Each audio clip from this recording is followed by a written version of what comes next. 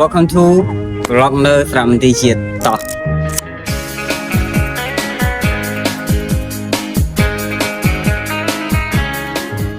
មកស្រាប់មន្ទីរលឹបនេះរៀងផ្លែកជាមុនទីមកចំពេលមិនភ្លៀងប្រហែលតែពេលខ្ញុំមកនេះគឺអារម្មណ៍តិចទេគឺតិចទៅជុំមែនតើហើយវីដេអូមួយនេះក៏5សួរអ្នកដេកផ្ទះដែរថាយើងនៅពេញទេហេតុអីបានយើងអត់អនុញ្ញាតឲ្យខ្លួនឯងដើរលេងអញ្ចឹងបើស្មែខ្ញុំវិញខ្ញុំបានអនុញ្ញាតឲ្យខ្លួនឯងដើរលេងហើយពេលខ្លះយើងធ្វើការក៏ stress ហត់ក៏ហត់ហើយពេលខ្លះ major ទៀតអញ្ចឹង stress គុណ2អញ្ចឹងគួរណាស់តែទៅពេលដើរលេងស្រាប់ខ្លួនឯងខ្លះទៅ relax refresh អារម្មណ៍យើងឲ្យស្រស់ស្រាយម្ដងមើលបើថាដើរលេងចំខែភ្លៀងដូចខ្ញុំអញ្ចឹងទៀតនេះEver now ចង់ជិះឡានក៏បានចង់ជិះតុកតុកក៏បាននិយាយទៅអស់បារម្ភរឿងមេឃភ្លៀងនឹងឥឡូវបើថាជ្រុលជាប្រម៉ូទឥឡូវខ្ញុំមកប្រាប់ឲ្យអស់ទៅហើយបើមកដល់គ្នាជិះតុកតុកដូចខ្ញុំខនប្រើប្រម៉ូទកូដ VOL35 នឹងទទួលបានការ discount 60%ភ្លាមៗហើយស្មើ promotion មួយនេះដែរគេកំណត់ត្រឹមតែ 2000 រៀលទេបងប្អូនតែតិជនម្នាក់ប្រើបាន3ដងក្នុងមួយខែហើយ promotion មួយនេះដែរផុតកំណត់នៅចុងខែឧសភានេះ Ever now សែលលុយហើយសុវត្ថិភាពទៀត